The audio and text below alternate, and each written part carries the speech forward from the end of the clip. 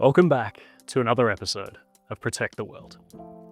Through monthly documentaries, my goal is to share the stories of not-for-profit organisations who are making the world a better place. This month, I'm in Botswana's Kalahari Desert to feature an organisation striving to protect one of the region's most charismatic animals, with a focus on the people who interact with them every day. A big thank you to everyone who supports this project, and I hope you find Cheetah Conservation Botswana as inspiring as I do. Cheers.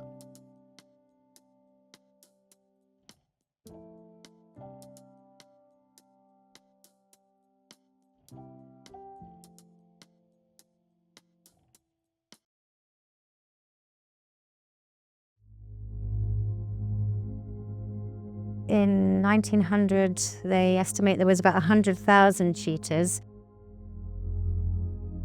And today, our global estimate is about 6,700.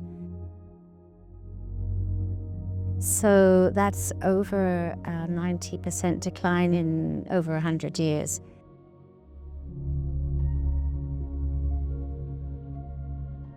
That is primarily due to habitat loss, human-wildlife conflict, poaching, and illegal trade.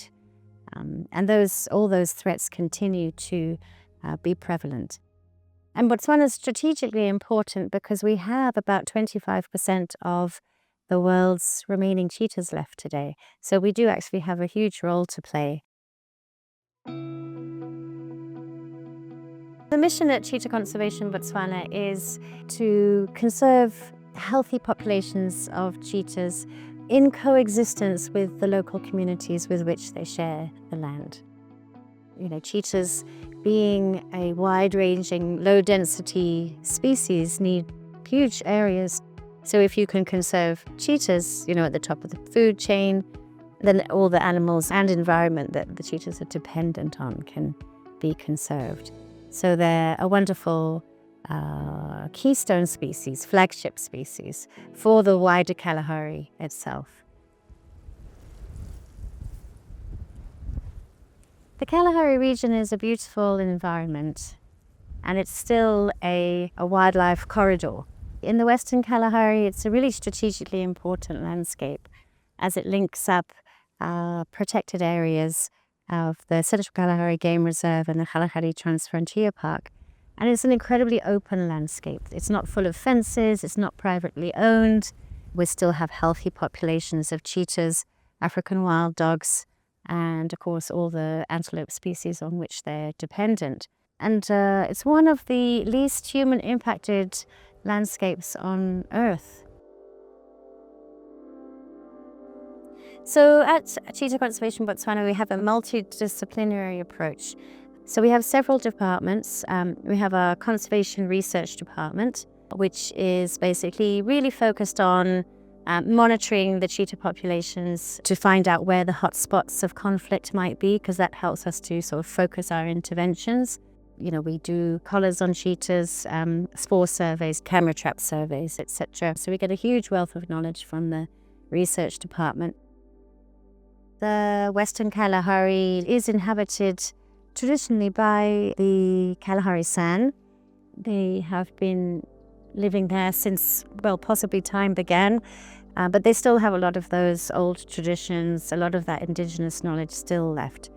So in terms of the spore survey, we go around with the indigenous trackers, and then because of their knowledge, they will help us to spot the tracks while moving on a transect. We work with them because they know the area, they know the spores, they know everything that is happening around their area. So we rely on them for this data collection. And that's another thing that we're very excited about, is bringing value to this indigenous knowledge so that the youth actually see it as an opportunity and a career path to have a livelihood in future. Half of our collared animals were actually killed on farmlands in the first couple of years. So we realized that we had to work with the farming community to reduce that major threat. Our Farming for Conservation department works very, very closely with the farming communities.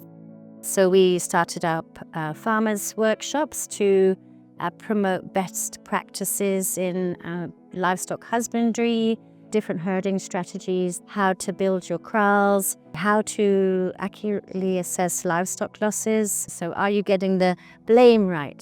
So just dispelling a lot of myths about carnivores and sharing a lot of tools on how to best manage your livestock to protect them well so that they won't come into conflict with carnivores. And then one of the most exciting and kind of our landmark hallmark project is the Livestock Guarding Dog Project. We specialize in utilizing Botswana dogs, so that's the indigenous breed of dogs that kind of the landscape creates. They're hardy, they're well adapted to the environment, to the climate, to the diseases that are most prevalent. They're well adapted to that.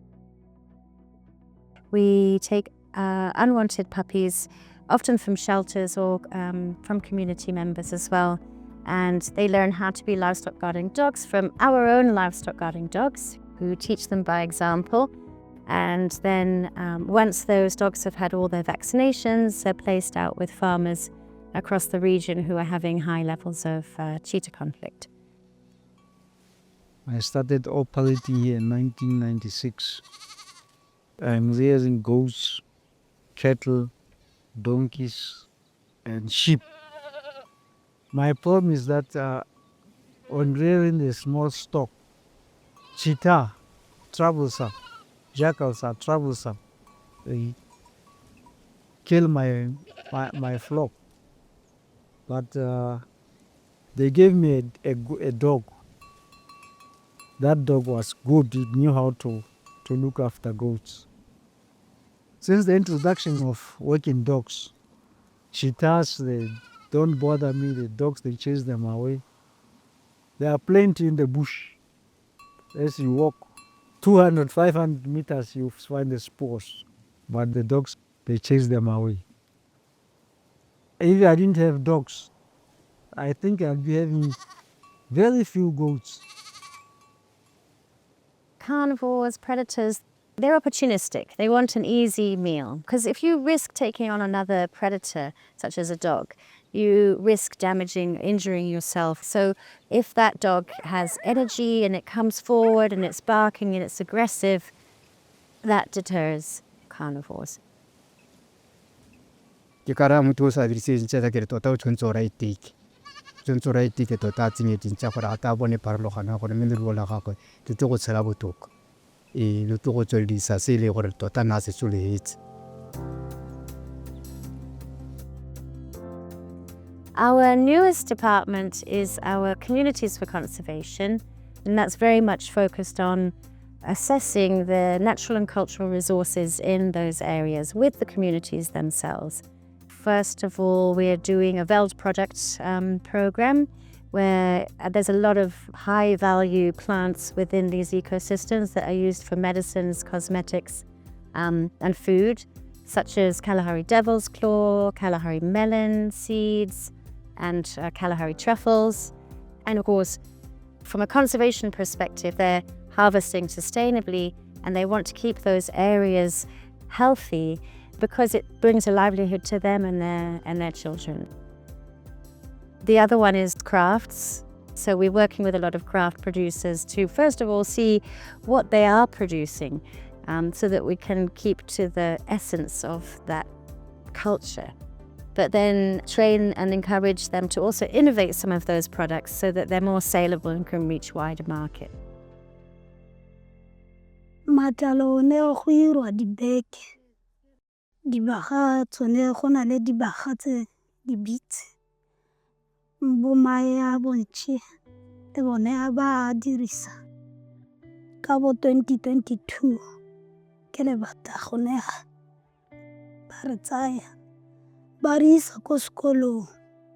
Re rutiwa dilo tse dintsinyana tsa go daya matsela le go embroider ke go reka re ira matsela gone yalo.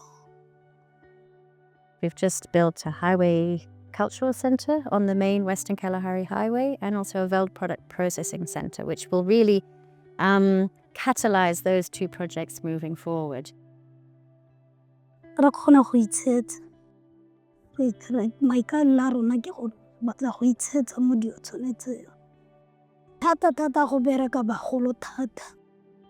Mme nna ne ke rotloetsa gore le banana le bone a ba rotloediwe le bone bokamoso gore ha bagolo ba ka nyelela mo lehatsheng bone ba sale ka dio tsa teng ba tsweledisa.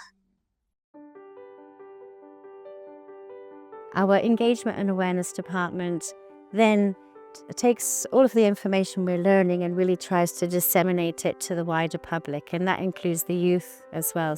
So we go into schools, particularly in the Western Kalahari, and do school talks. This is where I visit different schools in different areas, and then I go there and talk about conservation. This is conservation, ecosystems, and the human-wildlife conflict, and how they all come together as an entity. Because if we have them understand conservation from a very young age, it's easier to make decisions that affect biodiversity. So if they understand from a young age, they grow up into adults who are more conservation-based. And we just want that enthusiasm and passion and excitement about how special Botswana is to have all of these species, to really be instilled in the children so they realize how lucky they are to be surrounded by wildlife and wilderness. And actually that's worked with one of the Hansi farmers as well. When the daughter fell in love with the cheetah that we'd collared on his land, he didn't want it released back there. So we released it in the Central Kalahari Game Reserve, and she came back. And the daughter had encouraged him during that time to let her stay if she returned, and she did. And he did, he let her stay. And then he was saying, oh, give me updates on our cheetah. So those kinds of things, when you're able to evolve somebody's perception towards these animals from a threat into an asset and something that you collectively value, it's very rewarding and keeps us going. The greatest challenge in Botswana is the human-wildlife conflict. But I'm happy to say that for a number of reasons, and I hope we've positively influenced the population trends, but the cheetah population in Botswana is the only population in Africa that's actually stable, that isn't declining right now. So, of course, we have these incredible landscapes, a supportive government, farmers who are willing to listen and evolve, and communities who are interested in conservation. So we're very, very hopeful for the future of Botswana's cheetahs.